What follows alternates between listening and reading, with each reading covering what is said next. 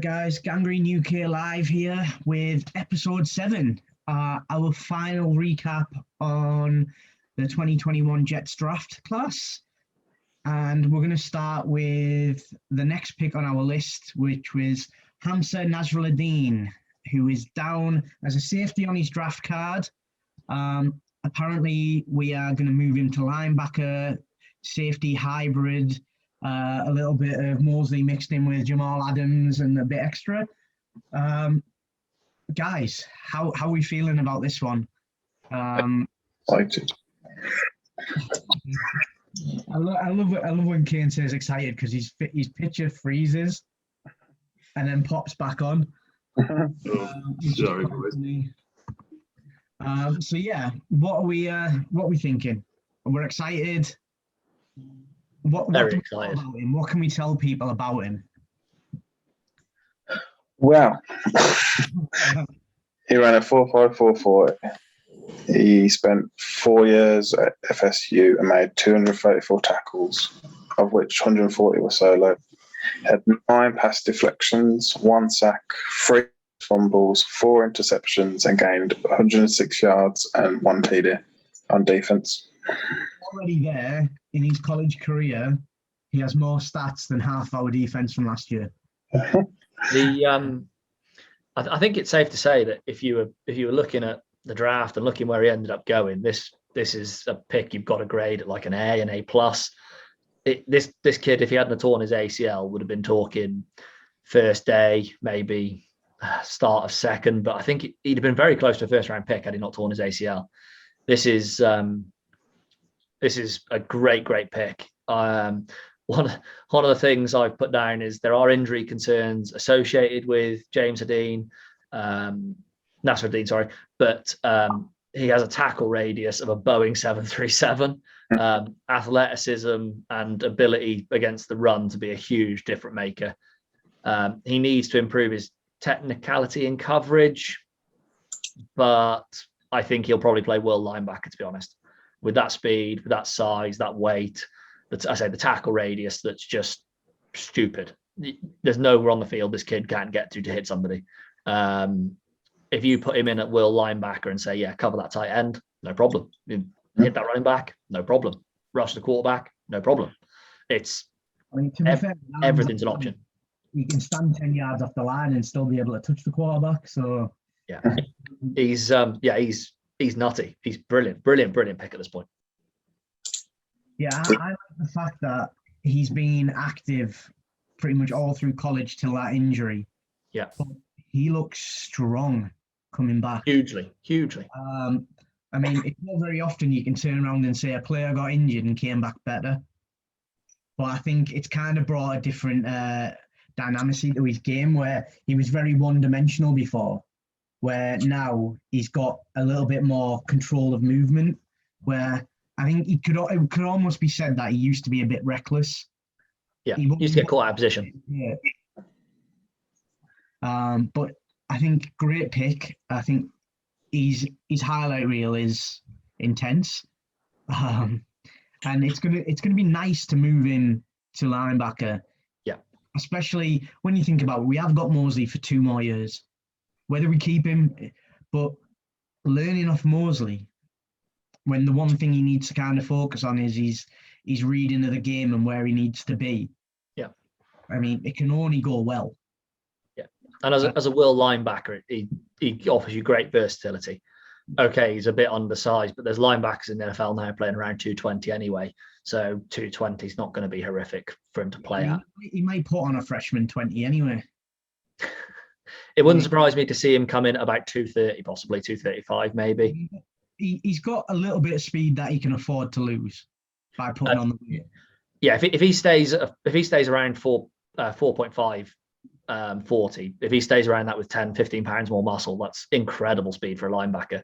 There isn't many big linebackers that travel faster than that. He's quicker than Mosley, I'm pretty sure already. So yeah, and particularly in a 4-3, it's not about that size. The 4 big guys in the middle are there to stop the run. You're running and hitting sideline to sideline. You're not hitting line when you're hitting wide receivers and you're hitting running backs. And he's more than big enough to take a right back out. How are you feeling about Naz, James? Because your video cut there a little bit. Yeah. No, I'm pretty happy, to be fair. I've watched the film and he puts people down in college. And I know it's the college level, but like receivers, running back, he puts them down. So I'm pretty excited, you know. Good man to have. What do you think, Ken?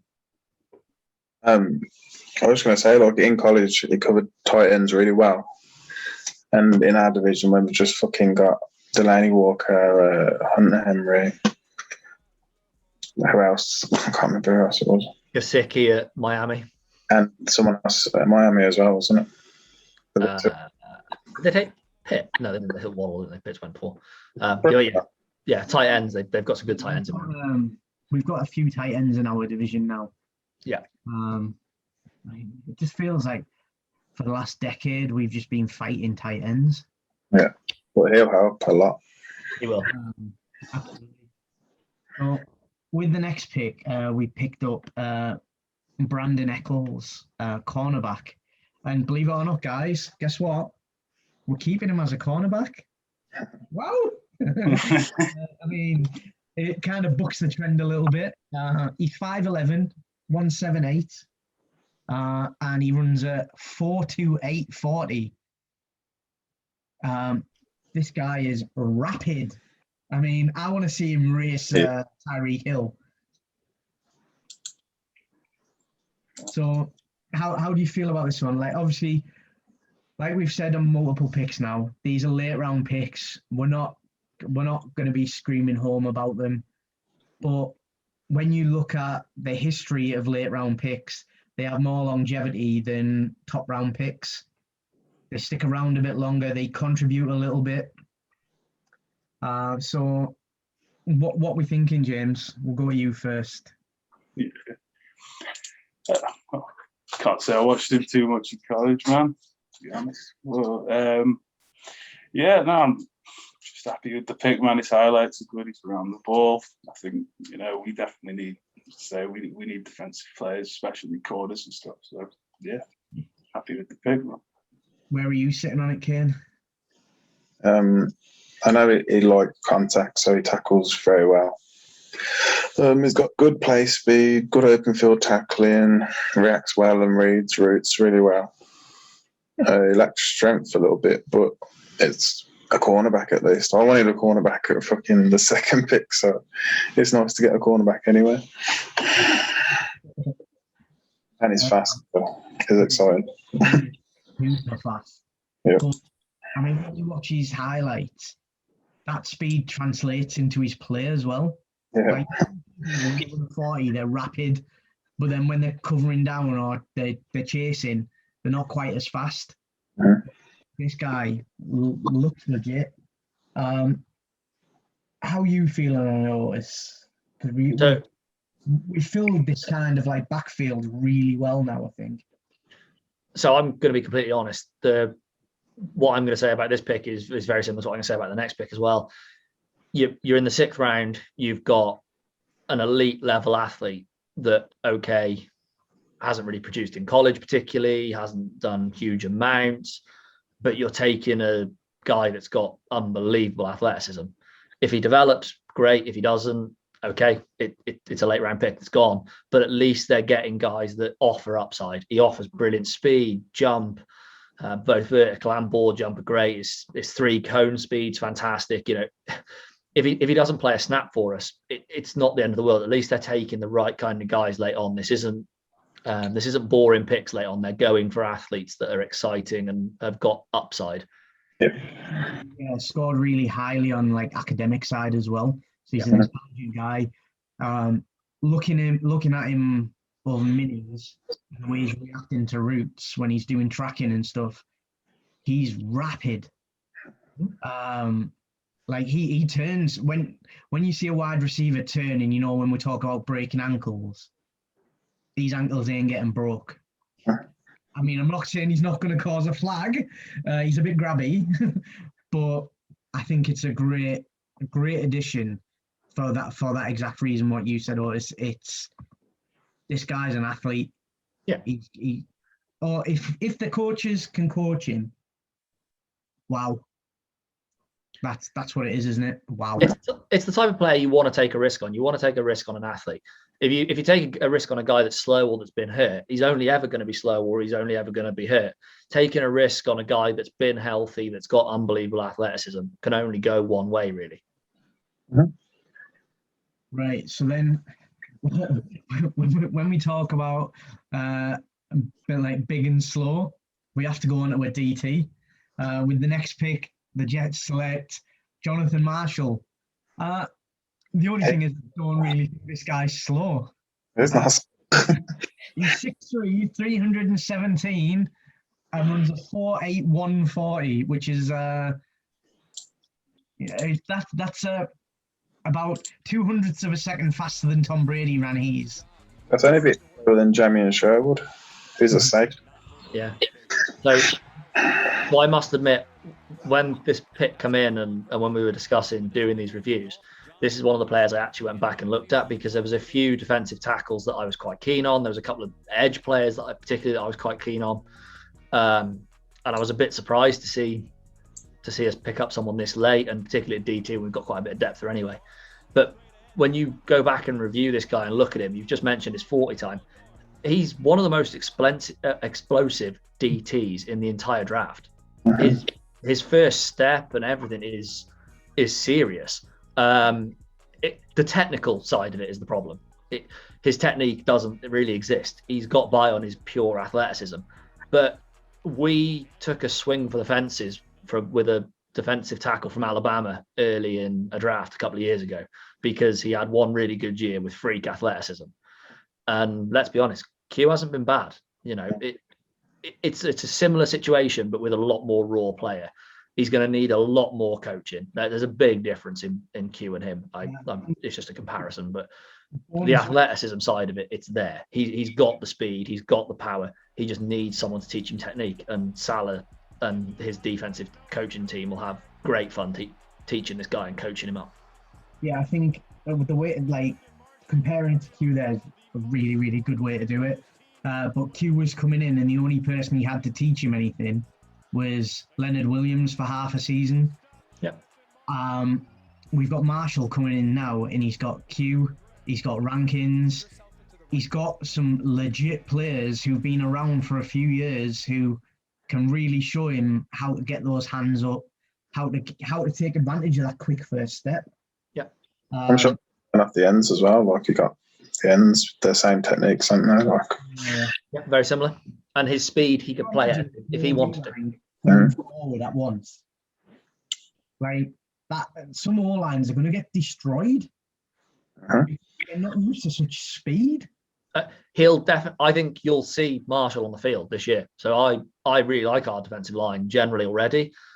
But one of the things that got talked up a lot with Salah is that he likes to rotate that defensive line.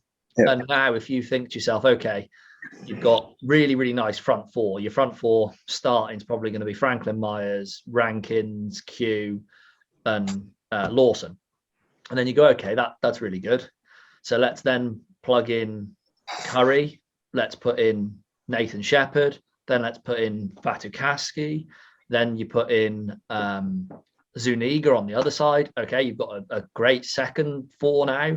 And then you start talking about adding this guy late on or on passing downs. If he can get some technique to even just be a situational pass rusher, and you can say to him, right, it's 3rd and 21. We're going to put you in, but all you're going to do is go forwards. Don't even worry about the run. He's going to pass it. Just try and kill him. And he's got that speed. Yeah. Anybody got anything else to add on our freakishly last pick? Yeah, I mean, yeah, wow. No, it's just he seems a super athlete. It's just strange he never turned that into much production in college, to be fair. But he does seem like an NFL body, to be fair. He was good defensive tackles as well, wasn't it? So he wasn't seeing as much as what he probably would have at a different school. Yeah. He also had his best year in 2020 as well. He had 35 tackles in 2020. So although his production hasn't been great, he did come on in 2020. And I think, it's the raw athlete again. Like I said about the last pick, my feelings towards the two are very similar. This is taking a big guy with plus side athleticism that you don't get every day, and go in. Let's see if we can develop him. If we don't, we haven't lost anything. It's a 6th-round pick. If we do, great. We might have a pass rushing DT that everyone wants. So that was the 9 picks that we've done there, guys. I think all in all, we're all in pretty strong agreement that the Jets did a very, very good job in the draft. We just need them now to translate it into mini camps, OTAs, an actual playbook. This offseason feels a lot different as a Jets fan. I think it might be something called optimism. Have it quite often, apparently, guys. It's like you don't need to go to a doctor or anything. This is normal. It's just a little bit different for us. I think on our next chat, guys, we'll probably talk some undrafted free agents and maybe a little chat on the mini camp, which is at the weekend. See you all soon.